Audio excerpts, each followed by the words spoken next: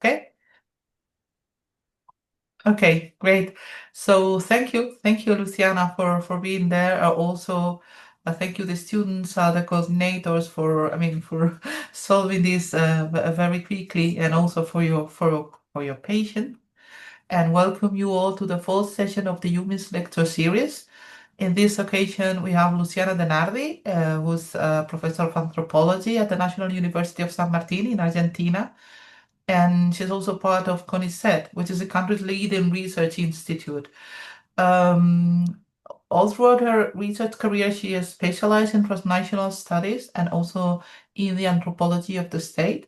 More specifically, she's an expert on Chinese migration to Argentina, which is a topic she will discuss with us today.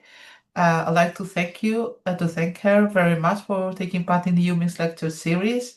And without further rush, floor is yours. Thank you very much again, Luciana. Okay, thank you. Thank you all. Good morning. For me, for you, and also thank you, Jens, there for connecting us. Um, so well, I don't know if you have another anthropologist invited in this course, but let me tell you that some keynotes to understand why I'm doing what I'm doing. Anthropologists here in Argentina are very fieldwork based. Yeah, we are because of the economical conditions and academic traditions. We are used to do a lot of fieldwork in Argentina. Uh, we we we can travel to the places of origin of our migrants, for example, the migrants we study with. And the objective of the anthropological work is to understand the decisions, the behavior, the cosmovisions of the people we work with, um, from their point of view. We are not judging, we are not defending, we are not, we respect um, the cosmovisions of the people we work with. We try to understand it, and that's it. Yeah. And so I started doing research with Chinese migrants in 2012, and I I needed to change my research topic because I was studying something relative to um, poverty and education, and it was like a lot of years working a very hard topic. So I needed to change when I started my PhD research, and I wanted to focus on something that I didn't know anything. And I wanted to start it over again with a new topic, a new fieldwork, a new everything. And in that time, the Chinese migration in Buenos Aires, where I used to live, the capital city of Argentina, they were very present in the everyday life of Argentinian people because they settle supermarkets, small supermarkets, in every block of the city. So the presence of Chinese migrants it was very visible, but there were no studies on Chinese migration. Of course, there were studies on international relations or into political science or in history about China, but not about migration. And there was any research about the Chinese presence in Argentina. So I said, okay, that's a huge challenge because I have a topic I like, that is quite new in the country, but also I'm really alone working with this topic. So I don't have any colleague to discuss this topic. I don't have colleagues to interchange some bibliography, for example. And my advisor was starting with uh, the China topic also. So we introduce ourselves in this field at the same time. So it was a very challenging um, situation.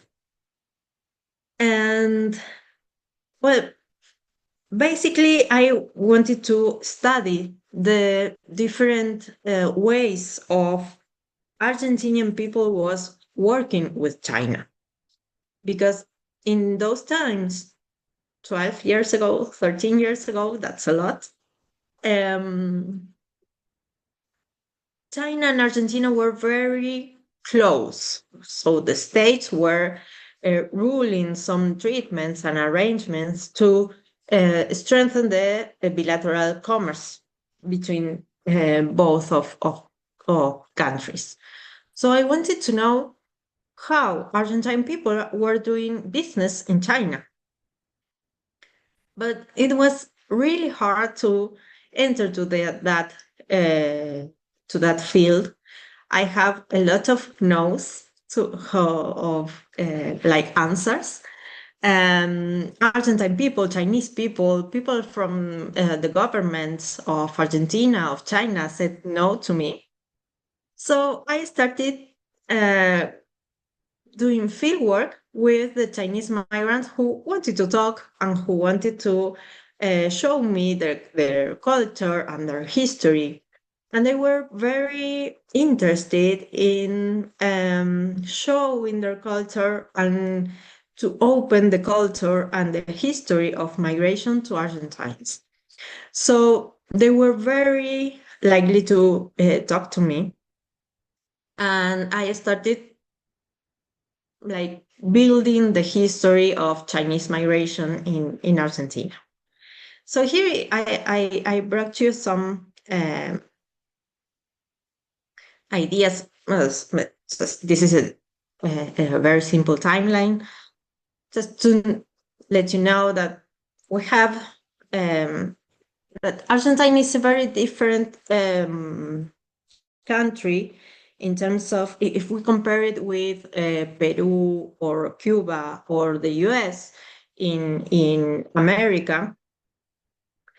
Chinese people started arriving very late. Yes. We didn't have the police migration as Peru. We didn't have the uh, the migration to the US that suffer a lot of racism and discrimination. The strongest flow of Chinese migration to Argentina started in the 70s, in the 20th century. So it's a very new migration. And the particularity of that flow in the 70s is that there were Taiwanese migration. There were Taiwanese families who settled in the city, and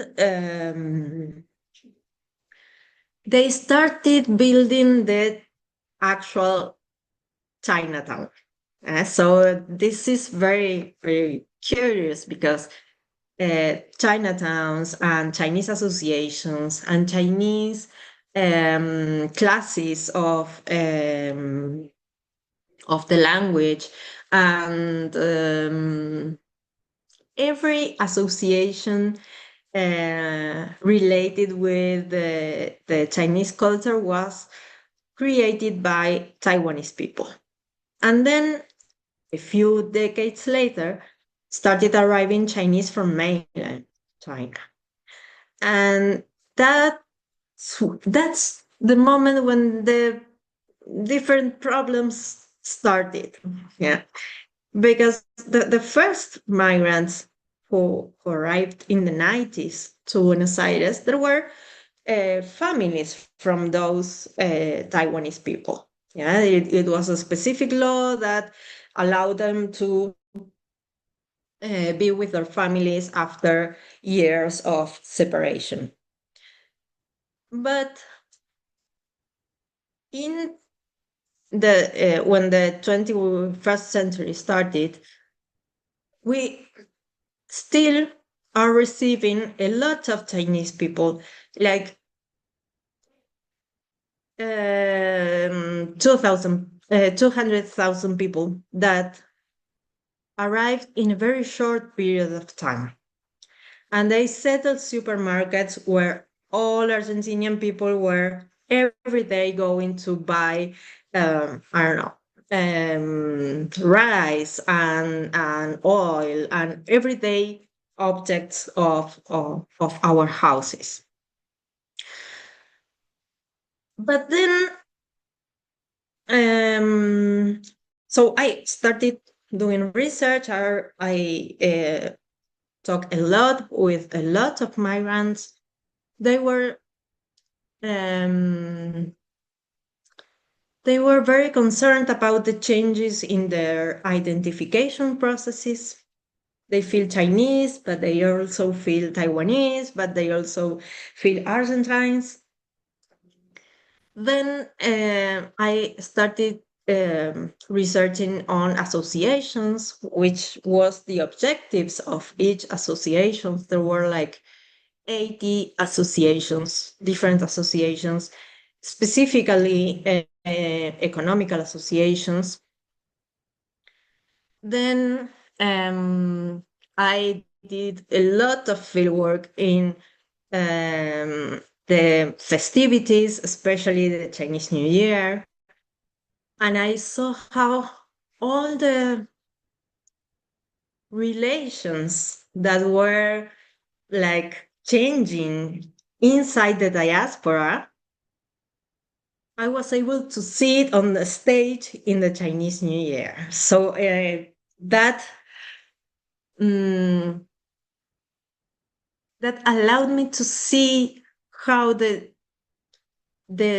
changing relations were represented in a cultural event. And then, as my first objective was to understand how Chinese people are doing business with Argentine people, I started doing interviews with the key items that Argentine people has to understand um, to start business with China. But these were like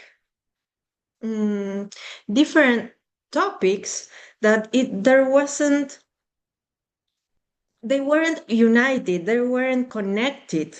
So I started looking for something that connect each of these parts. And that connection was the state. That connection arise when I started think about the state, the Chinese state, because I saw that in the anthropological theory we have a notion of a state that is going beyond the bureaucratic structure or the laws and politics of certain political elite. The notion of a state that we have in the anthropological bibliography that I work with is to understand the state as conform with several actors that helps to accomplish the objectives of the state.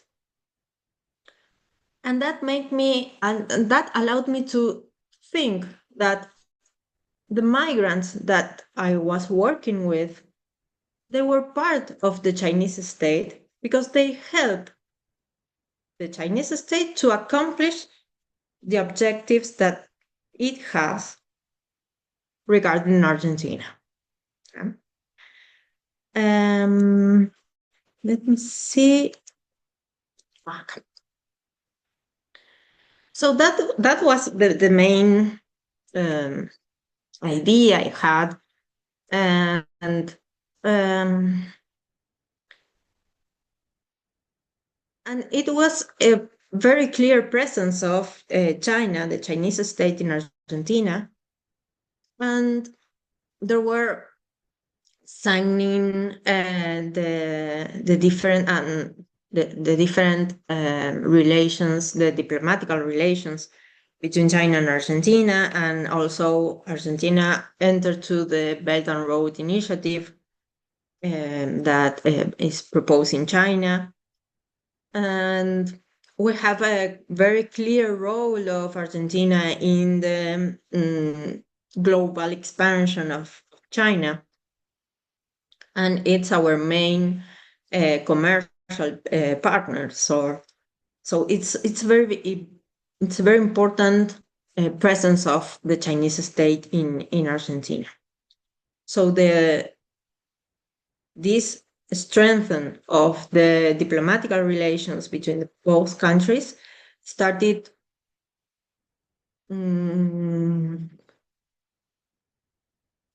taking some different processes in different aspects of everyday life in Argentina. Chinese investments started in different parts of the country. We have a very huge region that has a lot of lithium that is a clue mineral for China. So, and that's just one example that the Chinese investments in Argentina started growing. And when the Chinese investments in Argentina started growing, the groups within the diaspora started growing also. So when I talk about Chinese migration in Argentina, I'm not thinking on the I'm not thinking only on the Fujianese people that arrived in the 90s and in the first years of the 21st century to Buenos Aires and settled supermarket. I'm not only thinking about that. I'm thinking of different actors that were related with different sectors of the economy and that develop certain particularities that maybe in some ways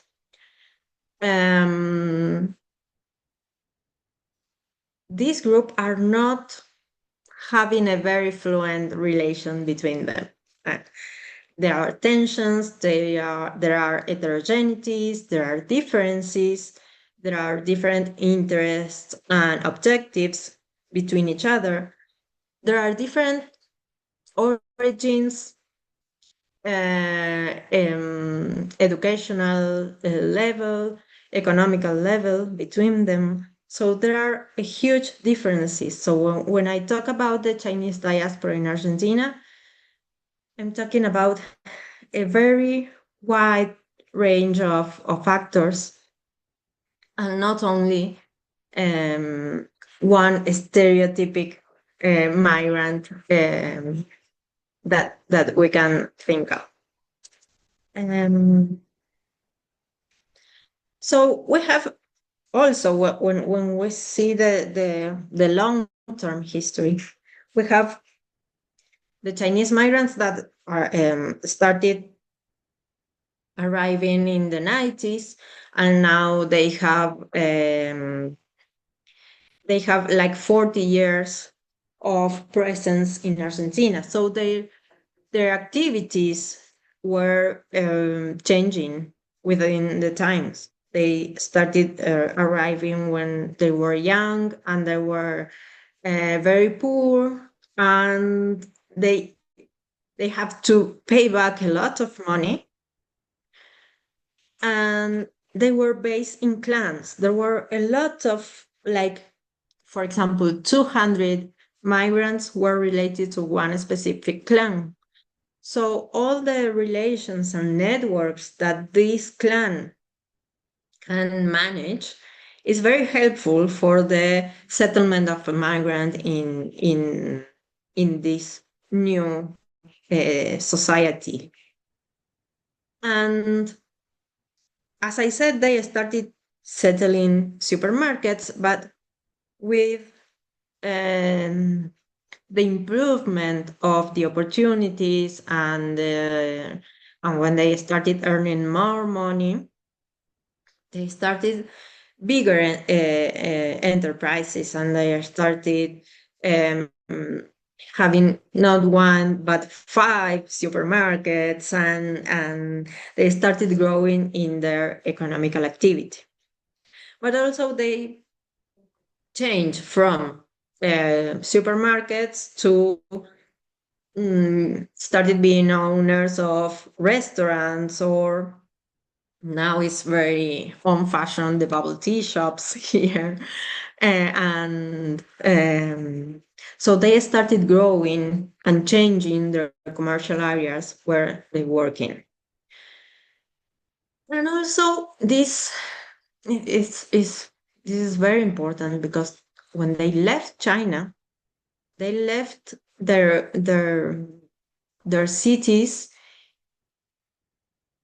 with some characteristics that 15 years ago, when they came back to China, those characteristics change a lot.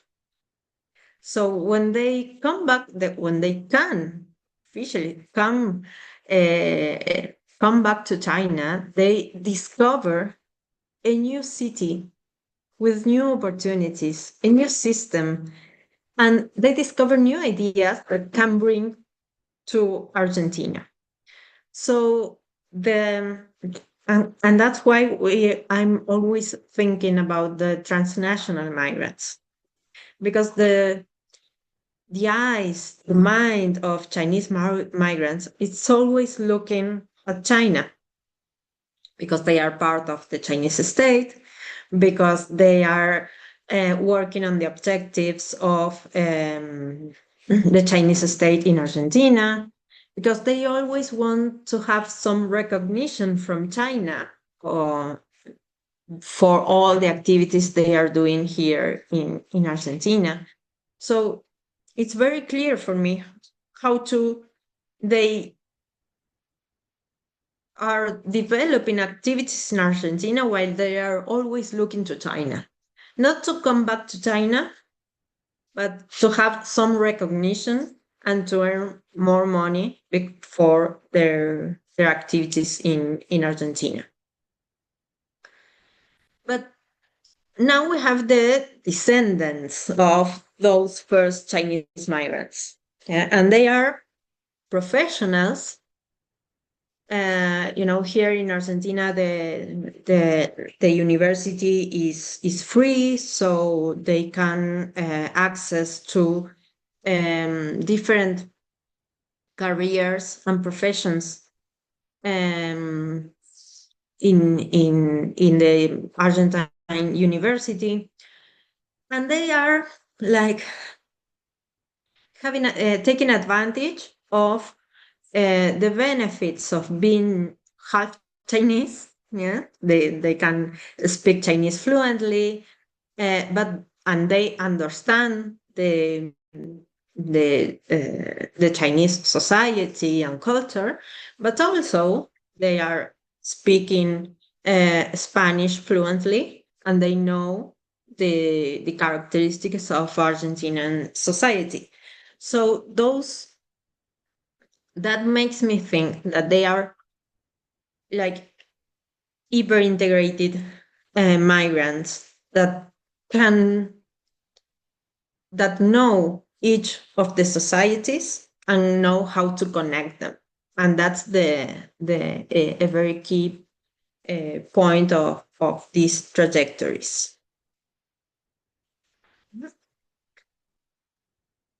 So let me see where okay, with the sun. So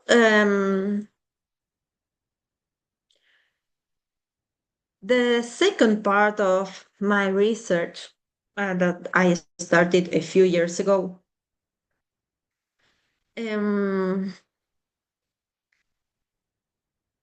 allowed me to think how these migrants were related to another actors in order to accomplish the objective of the Chinese states in Argentina.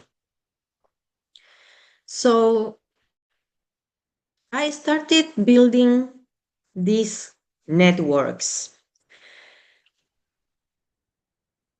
How Chinese migrants are related with who in Argentina and why? And then I can construct these networks that allowed me to think how these hyper-integrated migrants, as this Chinese woman under 40s, were related to other actors, not only Chinese, but also Argentine. And in all this network were circulating a lot of elements, not only symbolic, but also material elements that allow us to think how these migrants are working on behalf of the objectives of China in Argentina, but also on behalf of their own interests. This is the network I built around a Chinese woman under 40 years old. She arrived in Argentina in 2010, and she migrate alone, and that's why I focus on the clans previously, because when migrants travel alone, they have a lot of problems, and they have less ways to solve them. For example, this girl, this woman, she had a lot of difficulties, um, and she couldn't ask for help to anyone. So it was very hard for her to stay in Argentina the first years. And but then she recovers. She sells Argentine wine to Argentina, and now she recovers her economy, and now she's like she has a very big house, 2 or 3 apartments in the city, a very fancy car, and she's really young. Yeah. So she started relating with the Chinese embassy. She started relating with the Chinese companies that started arriving to Argentina like 5 years ago. But she's not related with the Chinese migrants, with the fusionist migrants, yeah? Because she says those are poor people. I have no relation with them. They only live for working, and they are not a very educated people. So I don't have anything to do with them. And then she started relating with Argentine intellectual elites. And this is very interesting for me, with Argentine political leaders. because she wanted to teach some of the political leaders in Argentina to have the elements she said they need to have a better relation with Chinese companies and with Chinese investments. So she is having she's acting to improve the objectives of the Chinese state in order to teach Argentine people to receiving the Chinese investments and the Chinese companies. So she's very related with the political leaders, the intellectual elite in Argentina, the Chinese companies in China, the Chinese embassy in Argentina, the economical chambers in Argentina, and also she's now working in the Argentine social media. Now she has a very funny radio show in one of the most listened radios station. And so this is how this hyper integrated migrant is building these networks in order to have actors and objects and money, advice, capital, social capital in order to improve the relations between China and Argentina, and also to improve her position in this case as a Chinese woman who is leading this process in Argentina. So in this is the case of one of we can talk about another networks I have been building around different kind of migrants, and I want to focus on this, how different actors are related in these networks. Because, for example, in a network that is working in the north of the country with all the lithium companies that I told you before, that network is really awesome because they have members of the political parties of that province, members of the key areas in order to guarantee the activities of those Chinese investments. So we have local and Chinese people, very powerful people that can give these companies or these projects a very safe umbrella under they can function as the context and the objectives of China are asking. And this is all the elements I have been recognizing on these networks. How do they interchange different symbolic and material elements? And some are very typical on these Chinese networks, like, for example, the donations or cultural events. Migrants who wants to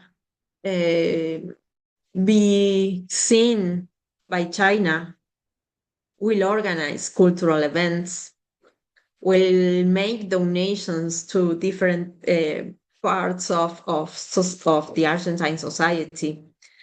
and will build the prestige they need in order to be um, considered as some key person in Argentina. So these are some of the conclusions. Some of the literature about hyperintegration migrants are saying that this is a disadvantage because they are not part of, because in this case, for example, Chinese culture were losing members. Yeah. But in this case, being an hyper-integrated migrant is a very fundamental condition in order to build these networks and to interchange these elements. So this is the way some some Chinese migrants are developing several key trajectories in Argentina that allow them to connect not only with the members of the diaspora, but also with Chinese actors and very powerful local actors. So now we can see how in that in that networks intersect several interests, power, prestige, investments, and all the advantages that these migrants are building in order to respond to the key role that the Chinese state is giving them. So that's all for now. I have 40 minutes. I have accomplished the time, and I would like to have a dialogue with you. Thank you. Thank you so much, Luciana, for the interesting presentation and also for keeping the time. I'll stop the recording now so that the discussion is not part of the recorded lecture.